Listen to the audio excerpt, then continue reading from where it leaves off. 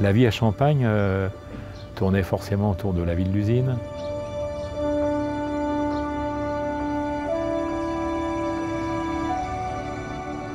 L'usine était le cœur de la ville. Hein.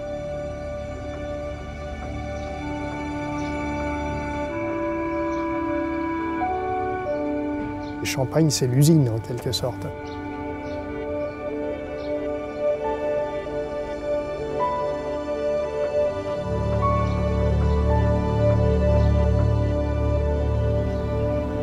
Bordée par la forêt de Fontainebleau et blottie dans une boucle de Seine, Champagne-sur-Seine est aujourd'hui une ville de 6500 habitants dont la vie paisible cache une grande histoire. Parmi les Champenois, combien se souviennent de la sirène qui rythmait, il n'y a pas si longtemps, la vie à Champagne? Combien connaissent la signification des sigles apposés sur les façades des immeubles? Nombreux sont ceux qui pourraient répondre, car comme leur père ou leur grand-père, ils ont travaillé à l'usine.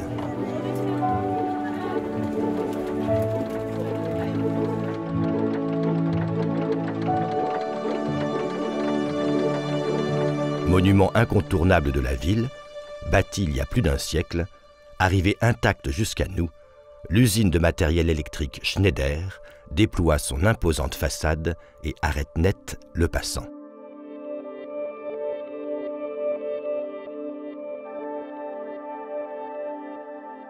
D'une qualité architecturale exceptionnelle, elle reste encore aujourd'hui un lieu où l'industrie électrique se pérennise. Écrin prestigieux, trait d'union entre la mémoire des habitants et le présent de l'activité, l'usine Schneider demeure le cœur de la ville de Champagne-sur-Seine. Dans la ville, il existe des personnages qui se souviennent encore de cette grande histoire, comme Benjamin Ivanov, Pierre Le Fouillé, Claude Pelletier, Pierre Péchard, Serge Dissoubret, Suzanne Messager, Jean-Pierre Vernery et Manuel Gomez. Tout commence au Creusot, où dès le début du XIXe siècle, les usines Schneider excellent dans la sidérurgie. Très vite, elles deviennent l'un des fleurons de la première industrialisation française sur la scène européenne. L'avènement de l'électricité, à la fin du siècle, ouvre la voie d'une nouvelle aventure industrielle. Henri Schneider, gérant de Schneider et compagnie, s'oriente sur ce marché prometteur. Il crée un atelier électricité sur le site du Creusot. La réputation de l'entreprise amène très vite de grosses commandes de clients, telles que la compagnie du chemin de fer métropolitain de Paris. L'atelier creusotin ne suffit plus. Son fils, Eugène II Schneider, décide de créer une nouvelle usine. C'est au beau milieu des champs que l'ingénieur Oscar Elmer déploie la carte pour imaginer la construction d'une usine moderne à Champagne-sur-Seine qui n'est alors qu'un petit village de 600 habitants. Elle présente cependant plusieurs atouts. La proximité avec Paris, favorisant le recrutement d'une main-d'œuvre qualifiée et le rapprochement avec les gros clients, un accès facile au transport fluvial et ferroviaire et des terrains à bas prix. Pour l'entreprise Schneider et compagnie, il est primordial que cette usine de Champagne soit prestigieuse. Elle doit être une vitrine parisienne. Plus encore, pour son architecte, elle doit être un temple dédié à la fée électricité. Paul Friezet, spécialiste reconnu de l'architecture industrielle, vient de construire à Paris la première centrale électrique du métropolitain. À Champagne, il construit une nouvelle usine cathédrale. Dernier vestige de ce type architectural, l'usine de Champagne-sur-Seine ouvre ses portes en novembre 1903 et produit du matériel électrique industriel. Pour convertir l'énergie mécanique en énergie électrique, le site fabrique des dynamos pour produire du courant continu et des alternateurs pour produire du courant alternatif. Et inversement, il fabrique des moteurs permettant de convertir l'énergie électrique en énergie mécanique. Enfin, l'entreprise conçoit des redresseurs de courant transformant le courant alternatif en courant continu. Dans un premier temps, 300 ouvriers creusotins sont déplacés à Champagne. Mais l'idée est de recruter la main-d'œuvre qualifiée du bassin d'emploi du Sud Seine-et-Marne. En 1903, l'usine compte 400 ouvriers. 10 ans plus tard, ils seront plus de 1000, la plupart champenois.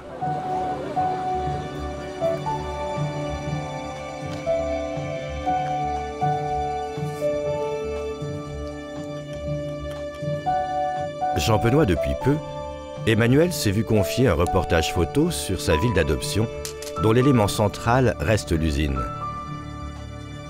Aujourd'hui, il a décidé de photographier les liaisons longitudinales construites au moment de la Première Guerre mondiale.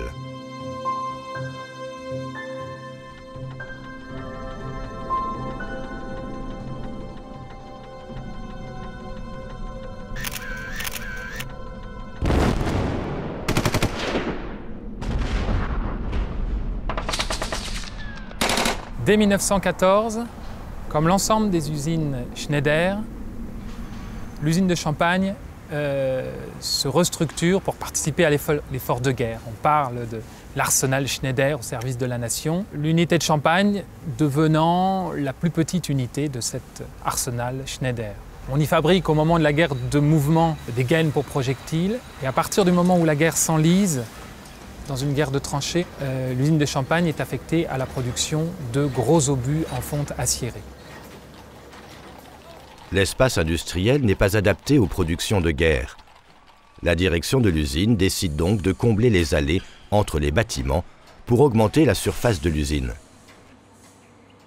Naissent les liaisons longitudinales qui reprennent le dessin des façades imaginé par Paul Frieuset. Durant la Première Guerre mondiale, même si la plupart des ouvriers sont mobilisés pour les fabrications de guerre, ne sont pas obligés d'aller au front, le besoin de main-d'œuvre est tel qu'il faut recourir à la main-d'œuvre féminine, comme dans l'ensemble de la France. Main-d'œuvre féminine renforcée par une main-d'œuvre étrangère, les archives nous disent belge, kabyle, espagnole.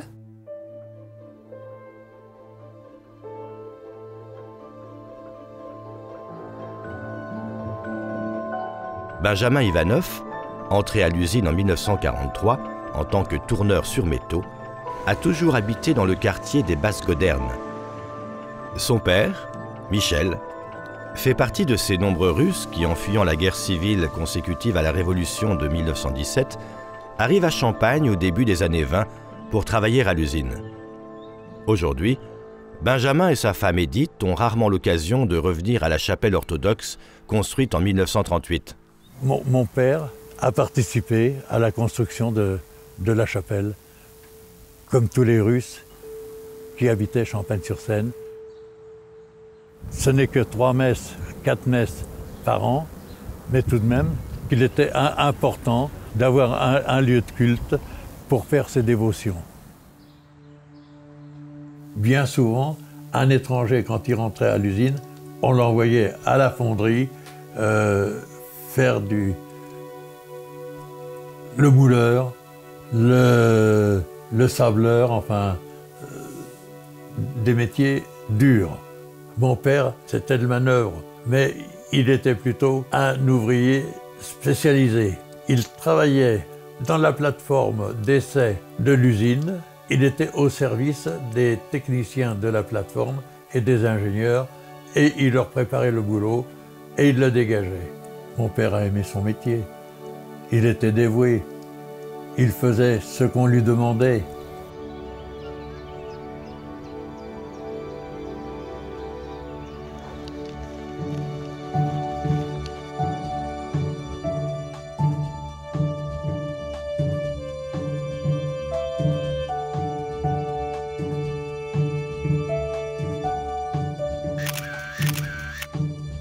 L'entreprise Schneider et compagnie avait prévu dès 1900 la création de 2 quartiers de part et d'autre de l'usine.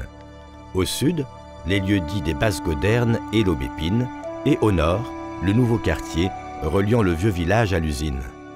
En 1903, Champagne-sur-Seine compte environ 1 millier d'habitants. La compagnie immobilière de Champagne, dont le sigle est visible sur de nombreux immeubles, est créée à l'initiative de Schneider et compagnie pour loger les ouvriers et ingénieurs de l'usine. Le nouveau quartier est divisé en 2 parties. La partie réservée aux ingénieurs, côté Seine, se caractérise par des pavillons doubles proches du fleuve.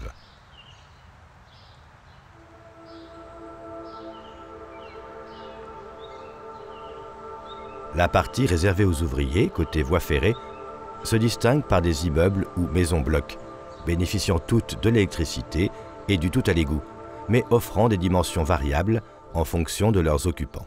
Au plus loin de la place du marché se situent les logements des célibataires. Au plus près de la place du marché, avec d'ailleurs un décor un petit peu plus soigné, avec le monogramme de la société immobilière plus présent encore sur les façades, les logements destinés aux familles plus nombreuses pour que les mères de famille puissent aller faire leur marché et ne pas avoir trop de distance à parcourir pour remonter chez elles. Nous sommes devant le principal immeuble de la place du marché. Et cet immeuble retient l'attention parce que c'est sans doute le plus soigné de la ville. Et d'ailleurs, il était destiné aux familles d'ouvriers ayant les salaires les plus élevés, nous dit la notice, ou des familles d'employés plutôt, puisque le loyer est de 400 francs, c'est le loyer le plus élevé de la ville nouvelle.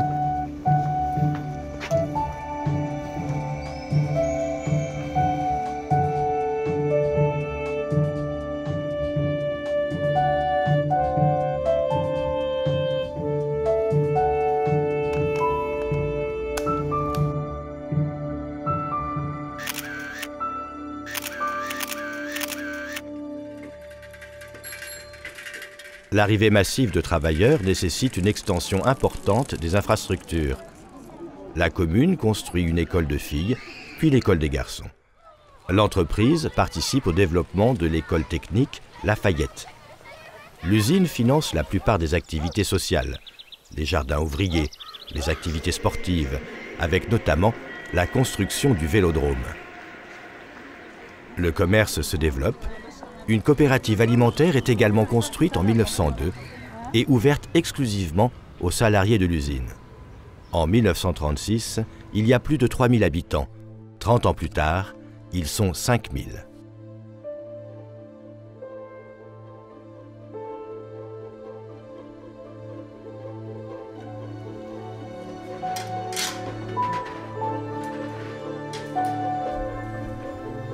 Originaire de Reclose, une commune voisine de Champagne-sur-Seine, Claude Pelletier, jeune ajusteur mécanicien, entre à l'usine en 1953.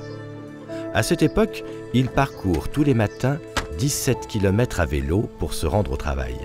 Au mois d'octobre-novembre, vous commencez le matin à 6 h, il pleut. Quand vous reprenez le vélo le soir à 6 h, il repleut. Et voilà, et alors au bout de 3 ans comme ça, on commence à dire, bon, ça va bien, hein, on va essayer de se rapprocher. Alors, il y avait des logements, des chambres, qui étaient construits pour des célibataires et qui avaient été construits par l'usine, sachant qu'il y avait des chambres de libre. J'ai posé ma candidature pour avoir une chambre là et rester avec tous les avantages. Ah oui, mais il fallait être professionnel. Bon, j'étais professionnel. Et après ça, il fallait habiter à plus de 20 km ou être breton. Alors, comme je n'étais pas breton non plus, j'ai dit, ben, j'habite c'est à 20 km. On m'a répondu, non, Reclose, c'est à 17 km, c'est pas à 20. Le couperet est tombé. Et c'est vrai, c'est marqué sur les pancartes. Voilà, 17 km, c'était pas 20. Voilà. C'était la mentalité du Creusot. Depuis tout jeune, Claude Pelletier est percussionniste. Ce passionné de musique fait partie de la fanfare de Champagne-sur-Seine depuis 60 ans. Les trompettes de l'Aubépine. Bon.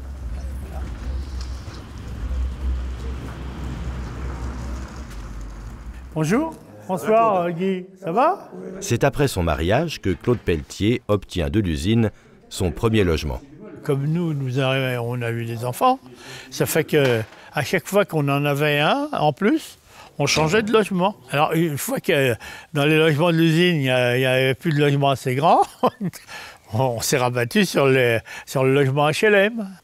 1, 2, 3, 4, 5, 6. C'est le 6e. Hein. Ah non, mais là, il est à nous celui-là. Hein, là.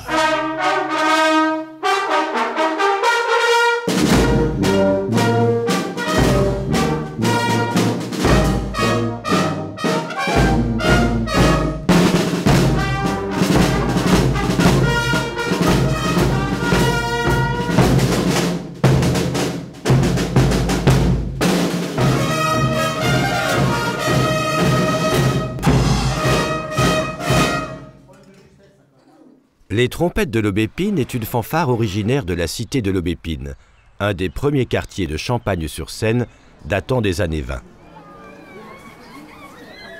Après la Seconde Guerre mondiale, l'office HLM, prenant le relais de l'usine pour la construction de logements, édifie en 1957 une habitation à loyer modéré au cœur de ce quartier.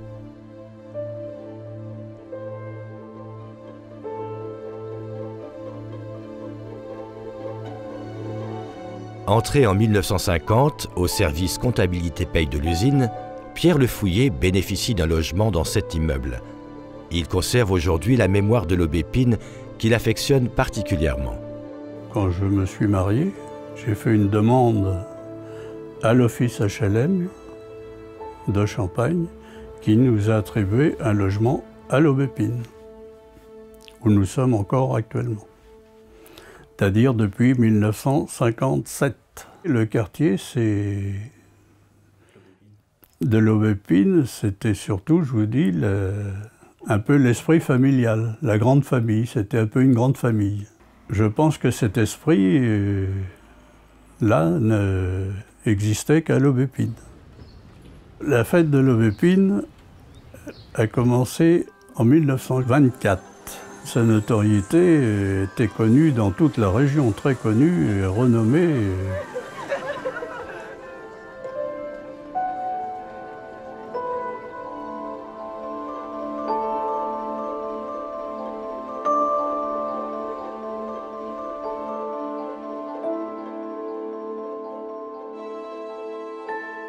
Nous sommes actuellement dans la rue Henri-Paul, rue principale de l'Aubépine. Et c'est dans cette rue que se tenait le premier dimanche de juin la fête du quartier. La fête commençait le samedi par une retraite au flambeau, animée par les trompettes de l'Aubépine. C'était une animation qui durait jusqu'à minuit, 1h du matin. Et ensuite, ça continuait par un bal.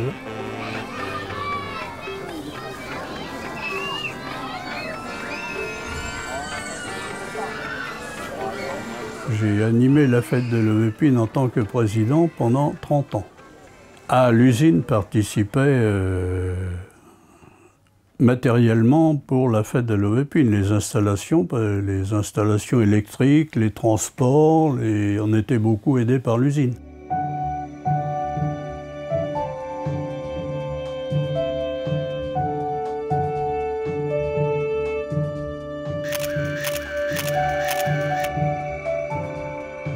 À la fin des années 20, la société Schneider et compagnie subit la concurrence allemande et américaine. Pour se maintenir dans la course à l'innovation, Schneider et compagnie choisit de s'allier avec la société américaine Westinghouse pour créer en 1929 une filiale Schneider-Westinghouse. De nouveaux marchés s'ouvrent en Europe orientale, mais rapidement, la jeune entité subit la crise des années 30 et les troubles de la Seconde Guerre mondiale.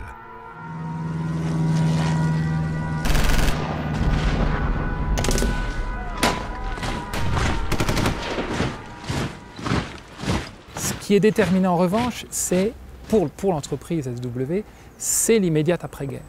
Où là, l'entreprise est prise dans l'euphorie des 30 Glorieuses et déjà alimente l'effort de reconstruction.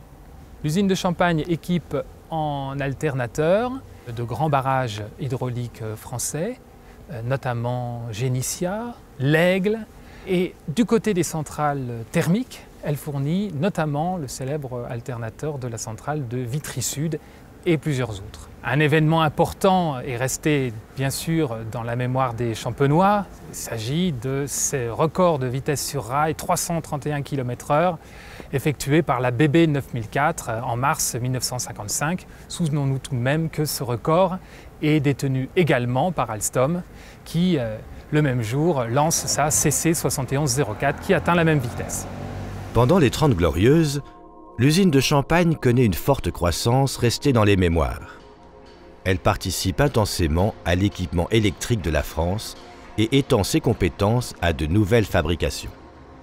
En 1953, à l'occasion du cinquantenaire du site, on construit au sud le grand hall permettant la fabrication de très grosses machines tournantes, Il est doté d'un pont roulant d'une capacité de levage de 100 tonnes.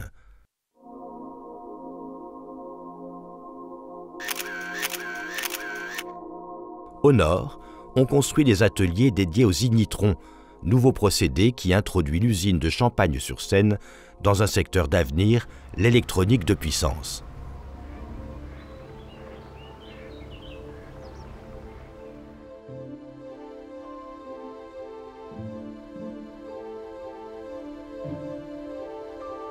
Fou de technique et passionné d'électricité, Pierre Péchard est aussi collectionneur. Entré en 1950 à l'usine en tant qu'ingénieur, il a participé à la conception des ignitrons à partir d'un brevet Westinghouse. Alors les ignitrons, leur but essentiel, c'était redresser le courant alternatif pour faire du courant continu, parce que beaucoup de moteurs de l'industrie en France, comme ailleurs, étaient à courant continu. Donc on a eu un débouché énorme, si vous voulez. Et ensuite, on a pu réguler et faire de la régulation, c'est-à-dire modifier à volonté la vitesse des moteurs des machines tournantes. Après avoir quitté l'usine en 1987, Pierre Péchard n'est jamais retourné devant l'atelier où il a travaillé, pourtant situé à 300 mètres de chez lui. Oh, bonne mère! Qu'est-ce qu'il y a dans ce machin-là, là? Oh, c'est pas vrai. Maintenant, c'est les ambulances. Qu'est-ce qu'ils ont foutu, là? Oui, les ignitrons ont été faits là. Il y a des pneus, là, c'est quoi, ça? Ben, c'était ici l'atelier des ignitrons. Là, je crois que ça a été modifié, là, mais enfin, l'ensemble, c'était ça. Et tous les ignitrons étaient faits ici. Ben, je sais pas, ça fait bricolage par rapport à une usine qui était connue dans le monde entier, quoi. Hein?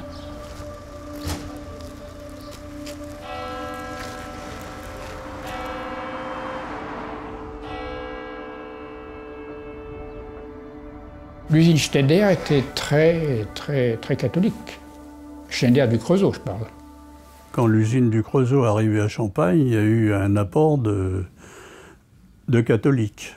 C'est de là qu'ils ont construit, comme beaucoup de Creusotins étaient ici à Lobépine. Et on a construit l'église de Lobépine, en bois. La chapelle a disparu parce qu'elle est devenue vétuste. Et c'est de là qu'on a construit l'église Saint-François. Un jour, le chef du personnel m'appelle, Péchard, avec son accent du Creusot, bien sûr. Vous pouvez travailler sur la maquette de l'église. Quoi? Donc j'ai dit oui. Enfin, c'est une colle parce que franchement, maquette en carton, c'est dur à faire. Hein. Surtout le clocher. Mais ça se faisait, ça, dans le service. C'était de bon ton, si vous voulez. On disait surtout, pour être bien vu, il faut aller à la messe. Ça se disait, ça. Hein? Ça se disait.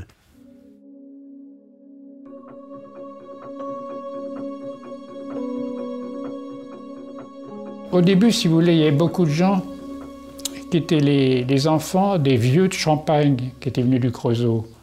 Donc il y avait une ambiance à la creusotine ici. La mentalité creusotine, c'est une mentalité un peu de paysanne, quoi. J'allais me marier, j'ai fait une demande pour avoir une avance sur le salaire pour me marier. Tu vas te marier, mais un mariage, ça coûte rien un mariage. Allez, hop là, c'était servi. Voilà, c'était l'esprit, voilà, l'esprit SW, ça. Il était quand même mal vu, et à mon avis, il y avait quand même des indicateurs, comme ça se faisait à l'époque, mal vu d'aller au bistrot, comme on disait bistrot à notre époque, et pour les jeunes filles de trop traîner la rue quand même. Hein, voyez. Il n'était pas admis de la part des ouvriers de mettre en doute la directive de la hiérarchie. Puis petit à petit, il y a des étrangers comme nous qui sommes arrivés, qui avons modifié, fait pour moi, c'est pas mon genre. On a modifié un peu le climat, quoi. Ils ont quand même arrivé à évoluer, mais pas avec les mêmes, hein. Il fallait attendre qu'ils s'en aillent. Mais tout ça, ça s'est un peu désintégré à partir de 68.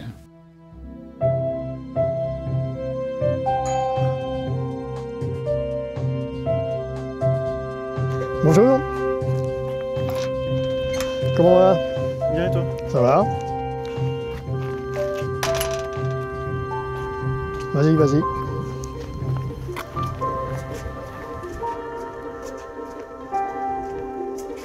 Membre actif du club photo de Champagne-sur-Seine, Serge Dissoubret a photographié tous les grands mouvements sociaux vécus à l'usine. Oui, assieds-toi, on va regarder ça ensemble. Voilà, donc c'est toutes les photos que j'avais prises, une partie des photos que j'avais prises des mouvements de... Cet ancien délégué syndical partage volontiers avec Emmanuel ces temps forts dont il a été le témoin. Entré en 1951 en tant que dessinateur au bureau d'études, il s'engage rapidement dans l'action syndicale. Malgré que c'était très familial, il y avait quand même des grèves de temps en temps, et puis il fallait un peu taper du poing sur la table pour obtenir certains avantages. C'était quand même, ça se faisait pas automatiquement. Donc il y avait besoin de syndicats. En règle générale, les rapports avec la direction étaient corrects. Bon, il y avait bien des heurts de temps en temps, mais ça c'est tout à fait logique quand des deux côtés ça ne veut pas lâcher. Quand il y avait des augmentations de salaire à obtenir, à ce moment-là, bon, comme on n'était pas d'accord avec la direction, il arrivait qu'il y avait des grèves. Je me souviens, oui, d'un mouvement qui avait mobilisé pratiquement toute l'usine. On avait défilé dans Champagne. C'était pour une question de salaire au moment de la fusion avec Gemont. À la fin des années 50, les commandes EDF fléchissent. Le dernier grand chantier en Roumanie est un semi-échec. Schneider-Westinghouse est affaibli et recherche de nouvelles alliances. De leur côté, les forges et ateliers de constructions électriques de Gemont, propriété du groupe Empin, connaissent des difficultés économiques. En 1964, les deux entreprises décident de fusionner et donnent naissance à la société Gemont-Schneider. Pour les salariés, cette fusion est un grand bouleversement. Du jour au lendemain, on a su qu'on était fusionné avec Gemont. Alors là, c'était morose. Les gens étaient frappés, comme frappés par le sort. Et on l'a appris par une communication du comité d'entreprise, que la société SW fusionnait avec Gemont Nord. Nous l'avons vécu avec une appréhension. Les grosses machines de Champagne sont parties à Gemont pour fabriquer du matériel exceptionnel. Et Champagne gardait le moyen matériel. On avait agrandi un hall, le grand hall à Bocquemoche là-bas. Et je vous dis, quand l'agrandissement était terminé, les commandes étaient terminées aussi. Donc on avait ici le pont le plus important de la Seine-et-Marne, un pont roulant, vous savez, 100 tonnes. C'était une folie, ça, on a bouffé de l'argent. Il n'a pas servi. La haute technicité, en quelque sorte, était partie, par contre. Donc, au point de vue niveau, ça avait quand même baissé à Champagne. Au lieu de faire des machines exceptionnelles, on les faisait un peu moins grosses. Et puis, mais le principe était le même. Hein. Le mariage n'était pas mauvais, si vous voulez. La seule chose, c'est que les gens n'ont jamais toléré qu'SW devienne JS, quoi. Les anciens. C'est toujours l'histoire du Creusot, si vous voulez, c'était marqué par le Creusot. C'est là qu'il est arrivé des gens qui n'étaient plus du milieu champenois. Ça commençait déjà à gâcher un peu l'ambiance de la maison. Oh, c'était pas des sauvages, hein. Non, je dis pas ça, hein, mais bon, on était moins liés qu'entre voisins. Et puis après, quand on a vu qu'on avait du travail, que ça n'avait pas enlevé trop de travail, qu'au contraire, on continuait à avoir une capacité assez forte, ça a eu une continuité. Et on va même largement dépasser, du coup, dans les années 70, 1975, les effectifs antérieurs de l'usine, puisqu'on va atteindre jusqu'à 2800 ouvriers sur le site de Champagne. La société Gemont-Schneider se réorganise en divisions autonomes. Moteur alternateur, ventilateur, pompe, électronique industrielle. Le matériel Gemont-Schneider équipe l'industrie et les transports dans le monde entier, du Brésil jusqu'en URSS. À Champagne, l'usine réembauche massivement. Elle diversifie ses productions et construit 2 nouveaux ateliers. Un premier de 10 000 m² dédié à la téléphonie privée, un second de 3 600 m² pour les circuits imprimés. Les fabrications historiques ne représentent plus que 20% du chiffre d'affaires.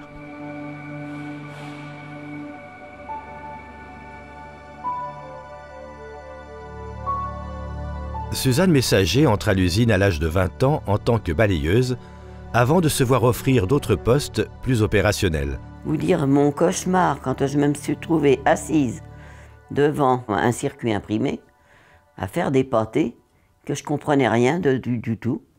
Ça ne me plaisait pas du tout, pas du tout, pas du tout. Comme en témoigne Suzanne Messager, certains postes sont réservés aux femmes. Emplois administratifs comme la comptabilité et la dactylographie, mais aussi des métiers manuels délicats comme le petit câblage, le montage d'armoires électroniques, le bobinage ou le tressage. On faisait des petits moteurs. Mais des petits moteurs qui étaient déjà gros, hein. C'est une chose tellement fastidieuse à tourner un rouleau de mica. C'était même très dur parce que j'en ai attrapé une hernie, moi. C'est comme ça que j'en suis partie. Bon, c'est un métier de femme, hein, c'est comme ça, mais alors ça ne les arrange pas, hein, question mentalité. Les bobines étaient tellement grosses à emmener, à mettre dans le moteur. On ne pouvait pas les porter, nous. C'était trop lourd. Alors ils mettaient un homme qui mettait les bobines, on travaillait à 2. Quand ils avaient certaines femmes, ils disaient « Oh, dis donc, alors là, hein, j'ai gagné, moi. Hein. » La mentalité est complètement différente entre les hommes et les femmes. Quoique... Ah ben, plus on travaillait vite, plus on était payé. Les messieurs, ils n'aimaient pas ça du tout. Pas du tout. Parce qu'on allait trop vite, nous. Nous, on voulait gagner de l'argent. Certaines, quand elles voyaient qu'elles n'arrivaient pas à faire un travail assez vite, mais piquaient des crises de nerfs. Hein. Ils étaient comme nous, mais vous savez, bon, ils travaillaient bien, c'était vrai, mais ils étaient payés plus cher que nous en plus. Quand on m'a proposé de les encadrer, j'ai dit non. Ah non, non, non. Je préfère rester avec ma caisse à outils. Hein. Ah non, non. Ça m'a peut-être pas porté chance. Peut-être. Peut-être. Mais... Ah non. C'était un truc à se flinguer. Hein. Ah non, non. Non, et voilà, c'était l'anarchie complète. Hein. Bah, ça leur plaisait pas de travailler avec les femmes. C'était vraiment chaque fois Enfin, on se disputait pas. Hein. On ne pouvait pas se voir. Hein, toujours un qui est en train de taper dans le dos à l'autre, et puis maintenant, qu'ils ont 70 ans, ils s'embrassent comme des cousines. Bon, parce que c'est pas la même mentalité, vous les hommes. C'est tout. Il n'y a rien d'autre à dire.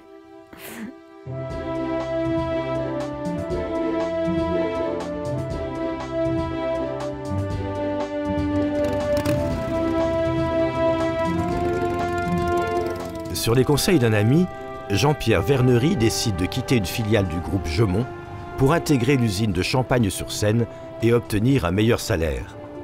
Il entre à l'usine en 1967 en tant que tourneur et ses convictions l'amènent à devenir délégué du personnel. J'aurais pas voulu passer devant sans vous dire l'historique de ce bâtiment. C'était le vestiaire du personnel.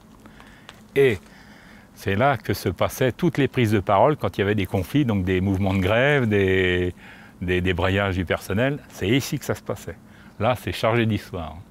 Tous les vieux syndicalistes prenaient la parole ici, en haut des marches, et tout le personnel était réuni devant. On se mettait ici parce que, bien sûr, c'était les vestiaires. Mais ici, c'était directement les fenêtres de la direction. Et ils étaient derrière les fenêtres pour voir combien il y avait de personnes qui avaient suivi l'appel des syndicats. Donc plus il y avait de monde, nous, notre rôle, c'était d'en amener le plus possible. Et la direction était derrière. Donc ça faisait des fois peser un peu dans la balance. Les négociations, bien sûr. Ah, les moments les plus marquants pour moi, ça reste quand même 68. Hein. Moi, j'étais tout jeune à l'époque, j'avais 24 ans. La grève s'est généralisée en France, donc ici, on a suivi le mouvement et les 3 organisations syndicales ont fait une assemblée générale. Il y a eu un vote en assemblée générale où tout le monde a voulu participer à la grève. Là, c'était Je dirais, c'était l'euphorie à l'époque. Et je pense que même sans le mouvement national, ça aurait éclaté. Il y avait cette cassure entre l'encadrement et les ouvriers qui ne pouvaient plus continuer comme ça avec l'évolution de la vie. Ouais, les grèves ont duré 3 semaines ici. Alors jour et nuit, tout le monde participait au piquet de grève pour garder l'usine. Hein. Il y avait des volontaires, tout le monde se relayait. Je faisais ce que je devais faire. Il y avait des tours de garde, je faisais mon tour de garde et ça s'arrêtait là. Les tours de garde, ça consistait à être à la porte et à jouer aux cartes. Voilà. Ah, ben, on faisait rien, on jouait à la belote, tout cela, on amenait la batterie, il y avait un collègue qui jouait de l'accordéon et on a fait balle dans la salle de direction. Ouais. Il y en avait une qui travaillait avec moi quand j'étais aux bobines, on partait tous à la grève. Elle partait pas. Et quand on revenait, elle disait n'importe comment, c'est pas la peine que je fasse la grève. Parce qu'elle dit, vous la faites pour moi, n'importe comment, j'aurais les mêmes acquis que vous. Bon, vous savez, ça, et tout l'encadrement était dehors, était en dehors de l'usine. On nous a fait comprendre à nous les cadres qu'il fallait passer l'éponge. Je ne pouvais plus commander mes gars. Ça durait un certain temps, quoi. C'est pas drôle, vous savez. Les gens avaient été émancipés, parce que c'était pas méchant chez nous, mais enfin, on sentait que le climat avait changé. Hein. Les acquis de la grève de 68, c'est la mensualisation des salariés, donc avec les accords d'entreprise qui en ont découlé ensuite, la reconnaissance des sections syndicales, des syndicats, chose qui n'existait pas avant, hein, donc représentativité du personnel et création des comités d'hygiène et de sécurité. Il y a eu beaucoup d'acquis au point de vue financier. Il y avait eu, je ne sais plus combien, au moins 10% d'augmentation des salaires, donc ce qui était quand même assez important. Mis à part le salaire, mai 68 a été énorme au point de vue changement, justement dans les méthodes. Dans les mois qui ont suivi, la manière de manager n'était plus la même. Les rapports entre la hiérarchie et l'effectif était beaucoup plus souple. Les gens, les ouvriers, étaient beaucoup plus, disons, plus pris en compte. Ils reconnaissaient un peu plus la qualité professionnelle des individus. Ils se sont aperçus qu'en fin de compte, c'était mieux, plus décontracté après qu'avant.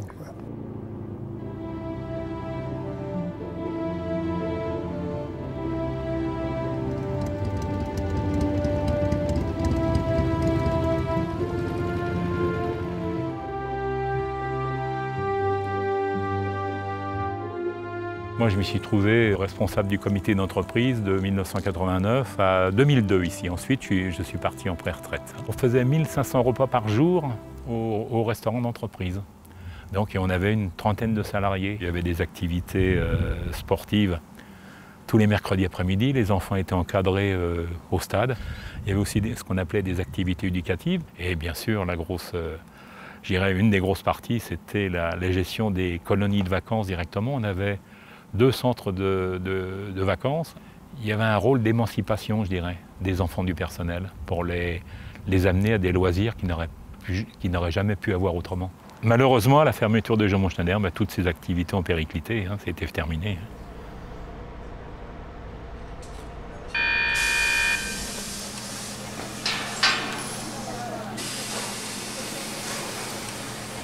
C'était l'ambiance une grande ruche. La ville était rythmée par la coup de sirène. Hein. Il y avait une sirène le matin, premier coup. Deuxième coup, ça voulait dire attention, tu te débrouilles parce que la porte va fermer. La troisième, la porte fermée. Alors ça, c'était assez folklorique. Surtout, c'était une usine, si vous voulez, surtout axée au début, je ne parle pas de tout ça, axée sur le matériel des centrales électriques. Donc c'était un travail très lent, posé. Le personnel ouvrier avait un temps alloué pour faire une certaine fabrication. Et il fallait respecter le plus possible le temps alloué.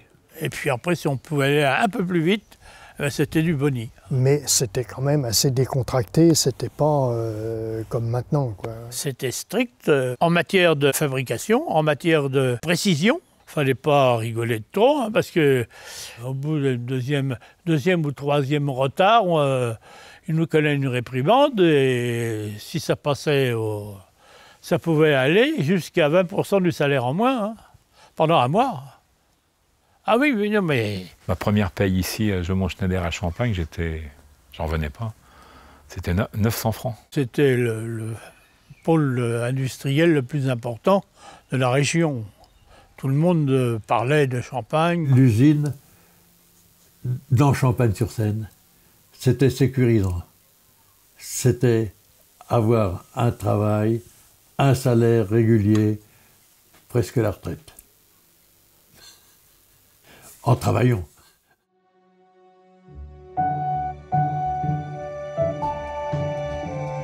Le contexte économique à la fin des années 80 incite le groupe Empage-Schneider à changer de stratégie et à se restructurer. Certaines fabrications de champagne sont déplacées, entraînant plusieurs vagues de licenciements, faisant chuter les effectifs de 2380 à 1200 salariés. L'objectif de Didier Pineau-Valenciennes, président de Schneider SA, est de recentrer l'activité sur des secteurs plus rentables en rachetant entre autres la société Télémécanique, spécialiste des automates industriels. Cette décision est ressentie de façon douloureuse par les salariés.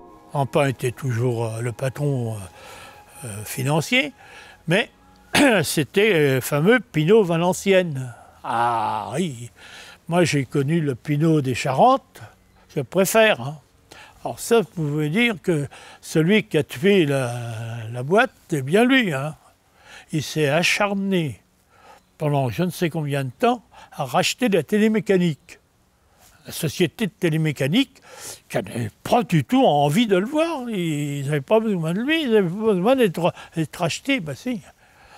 Il est arrivé à ses fins par le truchement des actions et des opérations de bourse. Hein, et puis il nous a vendus. C'est nous qui avons été vendus pour payer les télémécaniques. Hein. Ils ont commencé par démanteler Creusot-Loire, qui était vendu par appartement. On disait à l'époque par appartement, par branche industrielle. Ensuite, c'est Jaumont-Schneider. Donc ça a commencé en 1985 jusqu'à la fin 1994. La mondialisation de l'industrie ont fait que des usines dans le monde faisaient la même chose que nous. Donc après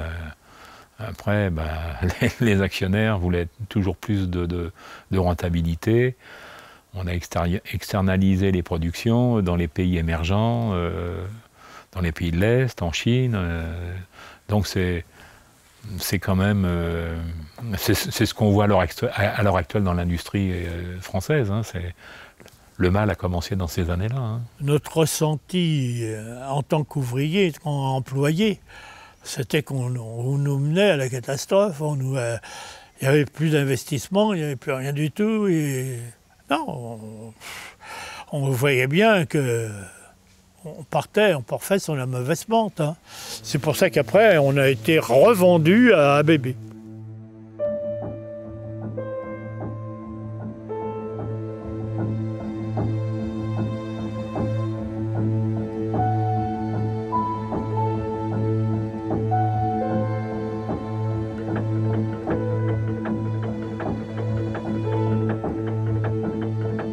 Ce hall, c'est le grand hall. C'est là que toutes les grosses machines étaient fabriquées. Entre cette travée-là, celle-ci, et là-bas, il y a eu 800 personnes qui travaillaient. Ce qui est le plus dur à vivre, c'est la pression de vide des fois. Manuel Gomez entre chez Jaumont-Schneider en 1974 comme monteur.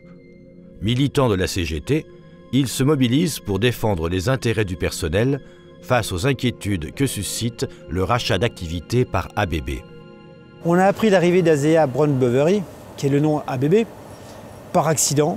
On connaissait Alstom, on connaissait d'autres constructeurs européens, mais pas ABB. ABB, c'est la fusion d'un groupe qui date de 1981 ou 82. C'était un groupe très, très récent.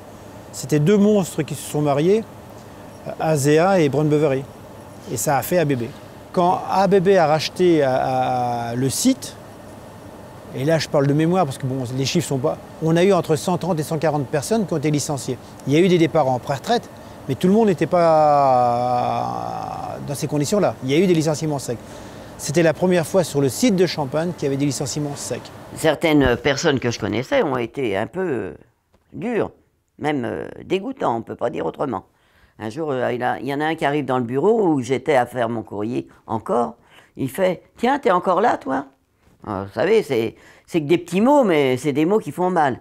Mais enfin, bref, personne ne s'attendait à ce que ça continue. On a commencé à voir une partie de notre savoir partir tout doucement, les gens pas remplacés, des nouvelles fabrications et on perdait du savoir. Sur le coup, on ne s'en aperçoit pas parce que ça se met en place tout doucement, mais après, ça devient plus difficile.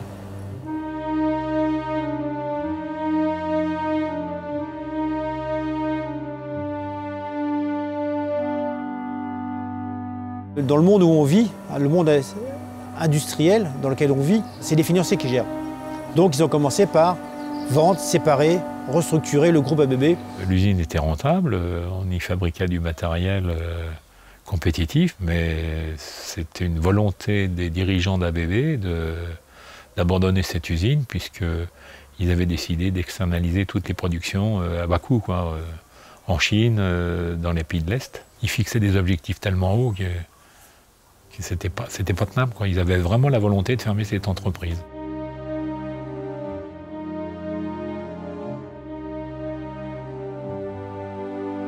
Les choses tournent très très mal en 2005-2006. Je dirais qu'on a appris la fermeture de plusieurs façons. La façon, je dirais, indiscrète, c'est que notre patron nous disait « ça devient difficile ». Et un jour, en réunion de CE, le directeur des ressources humaines est venu nous annoncer qu'on fermait le site. C'était un 19 mars. Leurs carnets de commandes sont pleins pour les 10 mois à venir et pourtant leur usine court un grave danger. Bientôt peut-être la fermeture. 216 salariés travaillent chez ABB. Ils assemblent des moteurs électriques vendus dans le monde entier. Mais la direction basée en Suisse veut regrouper les activités sur d'autres sites plus rentables.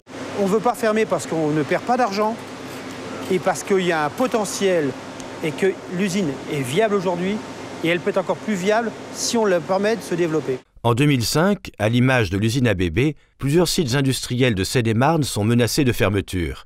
Pour marquer leur soutien aux salariés, les élus locaux organisent une marche pour l'emploi entre Thomery et Champagne-sur-Seine. Voilà, on défilait pour faire voir notre mécontentement, pour faire voir que tout ce qu'on avait fait dans cette usine allait pas dégringoler d'un seul coup quand même. On s'était donné beaucoup pour que ça survive. Hein. Regardez, quand l'usine a été faite, toutes les personnes qui ont travaillé avant nous, ils se sont donné du mal pour arriver à nous donner quelque chose de valable. Et nous, on était impossible de transmettre quelque chose c'était la défaillance pour nous, enfin. C'était pas la seule en France, mais nous, ça nous touchait, nous. Non. On ne méritait pas... non, l'usine ne méritait pas d'être abandonnée comme ça. Non. ABB a fermé en août 2006. Les salariés font une fête, on fait des barbecues, on a fait des repas de fin d'année, de vacances, puis on s'est dit au revoir. Dur, dur. Hein. Dur, dur.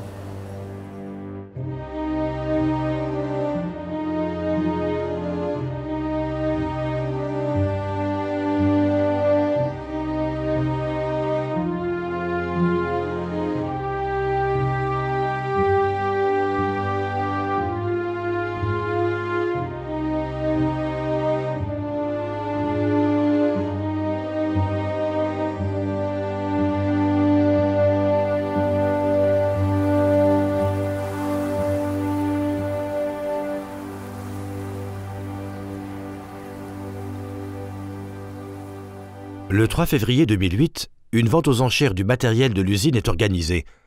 De nombreux ferrailleurs attendent dehors avec leurs camions. De leur côté, les salariés ne se doutent pas qu'ils sont en train de vivre un moment décisif, la reprise de l'activité du site par Gemont Électrique. Voici l'endroit où s'est déroulé le 3 février la vente aux enchères. Le commissaire-priseur était sur ce wagon. Et jusqu'à ce qu'il ait tapé les 3 coups, personne ne savait qui avait acheté l'usine. On voyait les doigts de notre patron actuel, Alain Berada, tremblaient sur son téléphone. On voyait nos collègues blanchir, pâlir, les retraités présents. Puis on voyait des gens discuter d'argent, par geste, par signe. Et nous, on ne comprenait pas tout, ou on ne voulait pas tout comprendre. Et il faisait beau ce jour-là. Mon Gomez m'a attrapé par le cou, on pleurait tous les deux. Et il m'a expliqué que c'était quelqu'un de chez eux, c'était le gars de Gemont, que moi je ne connaissais pas. C'est lui qui était délégué là pour venir acheter tout le truc. Le projet de reprise a duré 3 ans. On n'a pas été chercher un repreneur, on s'est trouvé, le repreneur et nous. Et on avait déjà des discussions en juin, avant la fermeture, la liquidation judiciaire. Et c'était Gemont Électrique. On a discuté, on a œuvré ensemble, eux du côté employeur, comme des employeurs qui veulent acheter une activité, et nous, en tant que qu'ouvriers, syndicalistes, faisons pression sur le député, sur le préfet, sur la direction départementale de l'emploi, sur le ministre, pour pas qu'on nous vende en pièces détachées. On a vu des gens moi je n'avais pas revus depuis 10 ans peut-être, s'embrasser. J'ai vu des vieux syndicalistes venir nous féliciter, alors qu'on était pour pas grand-chose. Ah non, non, c'était impressionnant. Un bon souvenir ? Un très bon souvenir. Après avoir vivement soutenu les salariés de l'usine dans leur combat, la commune de Champagne-sur-Seine rachète en 2009 pour 1 euro symbolique les bâtiments de l'usine conçus par Paul Friozé, bientôt confiés à la communauté de communes Moret, Seine et Loing. Aujourd'hui, la société Gemont Électrique compte une 30aine de salariés et continue de produire des machines tournantes. Aujourd'hui, c'est une usine qui vit. Et je ne sais pas si ça se dit parce que c'est grossier. Ça doit faire chier à bébé qu'il y ait des machines tournantes qui sortent. Pour la petite anecdote, quand il y a eu la première machine de sortie, Gemont Électrique, j'ai eu la photo et je l'ai diffusée chez ABB à tous les niveaux. Avec un collègue, on voulait faire justement, pour placer tout ça, on voulait faire un musée de l'électricité. Ben, je suis collectionneur de nature, hein. Je suis collectionneur, je collectionne même, regardez. Il faut être cinglé, hein. C'est une fausse canne à sucre qu'il y a ici. C'est pas marrant, parce que ça, c'est la base. Comment ça a pu se faire, ça? Et c'est pas moi qui l'ai fait, hein. Ben, je garde tout, quoi, mais c'est un peu... Je garde des diodes, là, pour quoi faire tout ça. Si vous voulez faire une friteuse, il faut être fou. Hein. C'était caché au grenier, j'en sais rien. Ben, je vous dis, je le destinais au fameux musée de Champagne, mais c'est tombé à l'eau. Alors on avait déjà un local prévu à l'usine, j'ai été 2 ou 3 fois, puis après c'est tombé à l'eau, l'autre est mort, tout le monde est mort, reste plus que moi. Vous savez, c'est comme au jeu, tac. C'est marrant, hein. La mémoire ouvrière, pour moi, c'est la mémoire collective des gens qui ont travaillé, des anciens, et qui font vivre l'histoire de l'usine. La mémoire ouvrière, c'est un peu ça, c'est l'ouvrier qui a aimé son métier, quoi. Même un carreleur, je connais un carreleur hein, qui est en retraite, qui aimait son métier, pourtant il n'a plus de genoux. Enfin, il a des genoux, mais à force de se mettre à genoux, il est... C'est un peu ça, je pense, la mémoire ouvrière. Les mineurs, ils aimaient leurs mines. Pourtant, entre nous, hein.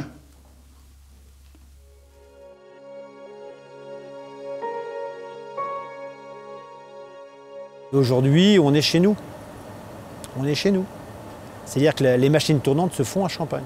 On a affaire à des employeurs qui sont des industriels, pas des actionnaires. Ça nous fait chaud au cœur parce que on voit que l'usine n'est pas morte. Pour nous, les anciens, ça nous reste quand même là. Voilà.